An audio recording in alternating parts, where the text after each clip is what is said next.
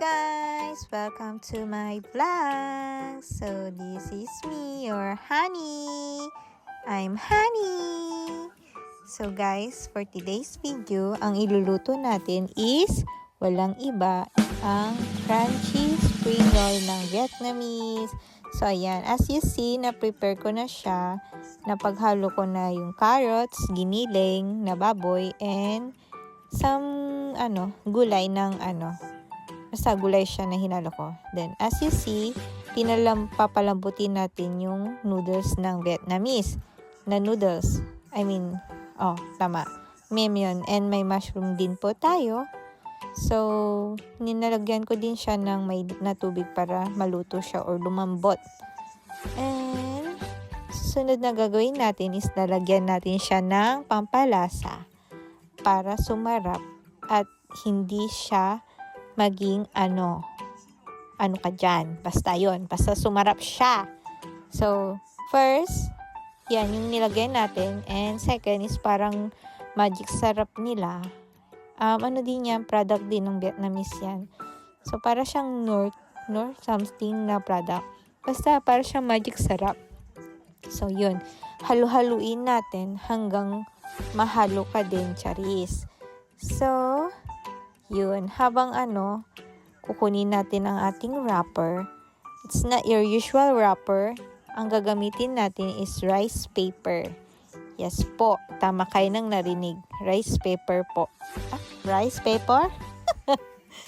Ano yan? Bisaya, kamandong. Oy! So, anyway, ang lalagay din natin is red pepper na hiwa-hiwa ko na din siya para mailagay na natin dun sa lulutuin natin. And also, after nun is, syempre, kailangan din nating tadtarin ang mushroom na pinalambot natin. And need natin ihalo ito para madaming gulay, healthy ang buhay. Char. So, yun lang po. And susunod na natin is yung meme or yung Vietnamese noodles po nila para siyang sotanghon lang guys. Basta, yun na yun kung ano nun yung mga sinasabi ko dito. Panoodin nyo na lang muna yung ating preparation. So, maya na lang ako ulit mag voice over. See na muna yung video. Okay.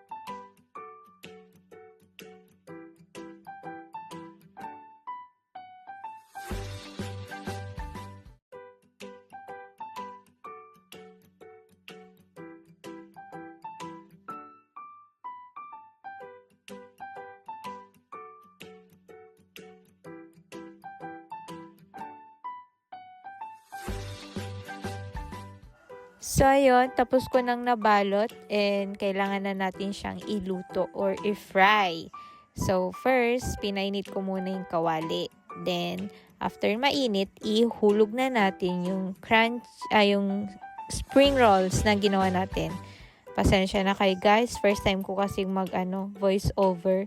Ang hirap pala ng ganito, grabe. Pero anyway, kakayanin.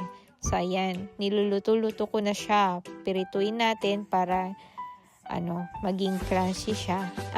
Tapos guys pala, dito, kailangan natin iluto siya ng 2 beses. Pag, kunyari, naluto nyo na siya ng first, and maya-mayang konti is kailangan nyo pa siyang i-fry again.